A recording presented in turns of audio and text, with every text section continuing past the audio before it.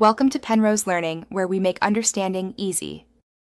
You start by confirming the account name and contact method Snapchat has on file.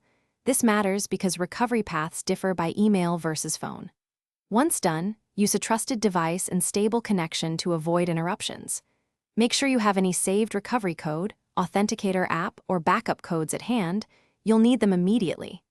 If you don't have the code, prepare to request a verification link or SMS. Those are the first actionable steps you take now. Next, you open the Snapchat app or web login and tap "Forgot your password," because that reveals alternate recovery paths. When prompted, pick the contact method tied to your account, then choose the option to enter your recovery code. This bypasses SMS delays. Carefully type the full code. Similar characters like O and 0 can cause failures, and submit.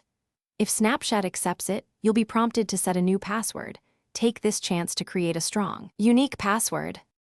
Finally, after the code is accepted, you immediately set a new, strong password and re-enable two-factor authentication to prevent repeat lockouts. Once done, generate and save a fresh recovery code in a secure place like a password manager or encrypted note. This protects you later. If the code fails, don't panic. Try the alternate verification method, email or SMS, and double-check character entry. If those fail, contact Snapchat support and follow account verification steps to prove ownership. Thanks for watching. If this was helpful, leave a like and consider subscribing. See you next time.